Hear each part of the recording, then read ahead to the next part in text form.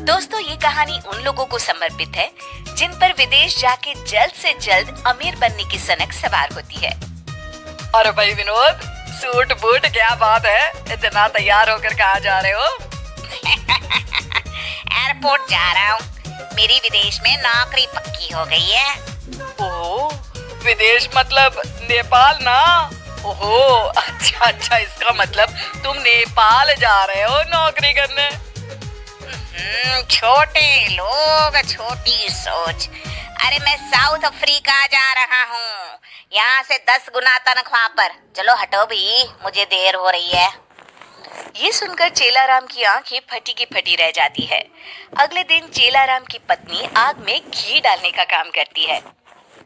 आप भी अपने दोस्त की तरह विदेश में नौकरी क्यों नहीं करते? लल्लू राम बन के कब तक यहाँ मामूली सी नौकरी करते रहोगे? यहाँ की थोड़ी सी कमाई में मुझे हमारा तो कोई भविष्य नहीं दिखाई देता। हाँ, तुम ठीक ही कहती हो। उसी शाम चेलाराम के पिताजी कहते हैं, क्या कहा, विदेश जाएगा? अरे तेरा बाप भी कभी विदेश गया था क्या? इसीलिए तो मैं जाना चाहता हूँ पिताजी। अरे नालायक, मैं अपनी जिंदगी में तेरे जैसे बहुत से नमूने देख चुका हूँ।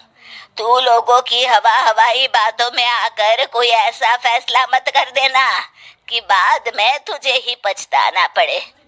क्या पिताजी, आप भी पैसे वाला बनना है तो पैसे वालों के बीच रहना तो पड़ेगा ना। अपने देश में गरीबी के सिवा रखा ही क्या है। यहाँ तो लोग सिर्फ जिंदगी काट रहे हैं, मुझे तो जिंदगी जीनी है। अरे बहू, अब तू ही समझा इस नालायक को। अब बाबूजी, इन्होंने विदेश जाने का फैसला करके ठीक ही तो किया है। अरे आप बेकार में अपना सर खपा रहे हैं, ये दोनों मिले हुए हैं, समझा के कोई फायदा नहीं। थोड़ी देर बहस के बाद चेलाराम के पिताजी बेटे की जिद के आगे हार जाते हैं। जल्दी से विदेश चलने की तैयारी कर लीजिए और वहां जाकर ना मैं भी नौकरी कर लूंगी, फिर तो हमारी कमाई दुगनी हो जाएगी। इस तरह चेलाराम अपनी पत्नी और बेटे को लेकर विदेश चला जाता है। चेलाराम को एक कंपनी में किसी तरह नौकरी मिल जाती है। ये देखो, कितना बड़ा घर है चेलाराम, तुम यहाँ आराम से रह सकते हो, यहाँ तुम्हें कोई तकलीफ नहीं होगी। अरे, ये अंग्रेज हिंदी कैसे बोल रहा है? अरे हिंदी चैनल है तो हिंदी ही बोलूंगा ना। तो बात तो तुमने सही कही। हमें घर पसंद है, बहुत पसंद है। हाँ। इस तरह चेलाराम अपने परिवार के साथ विदेश में रहने लगता है। लेकिन कुछ दिनों के बाद ही चेलाराम का सच्चाई से सामना होने लगता है। घर के काम करने के लिए वो एक काम वाली बाई को बुलवाते हैं। हाँ तो रीटा बाई, तुमने सारा घर देख लिया ना, कल से तुम यहाँ काम पे आ जाना। अच्छा, तुम तनख्वाह कितनी लोगी? अब जो सबसे लेती हूँ वही आप भी दे देना। महीने के सिर्फ 20,000, 20,000 रुपए। बाप रे, 20,000 रुपए? दिमाग खराब हो गया है क्या? अरे, इतने रुपए में तो हमारे इंडिया के मोहल्ले की सारी बाइयों को काम पर रखा जा सकता है। इसीलिए तो वो इंडिया है और ये अमेरिका। मैं तो महीने के 20,000 ही लूंगी। मंजूर हो तो यस बोलो। अब नहीं, माफ करना, हमें बिल्कुल मंजूर नहीं है। तुम जा सकती हो, हमें दूसरे खर्चे भी तो देखने हैं।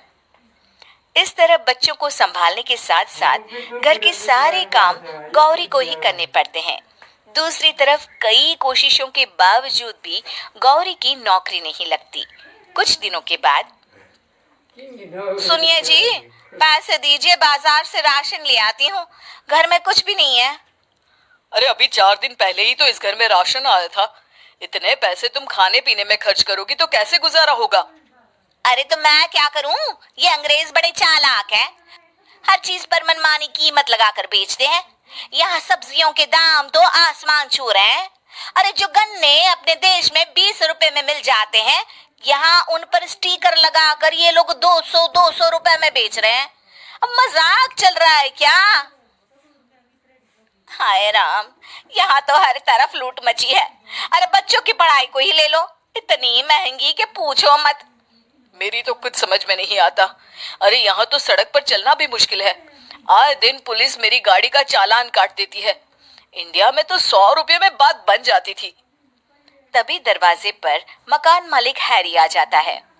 चलो राम, आज एक तारीख है, इस घर का किराया निकालो, पूरे 30,000, 30,000 रुपए। अरे हैरी, ये तुम क्या कह रहे हो? हमारे बीच तो इस मकान का किराया 25,000 तय हुआ था। अरे वाह, पानी बिजली मेंटेनेंस के पैसे क्या मेरे पिताजी भरेंगे? सीधी तरह 40,000 निकालो, वरना ये घर अभी के अभी खाली कर दो, समझे?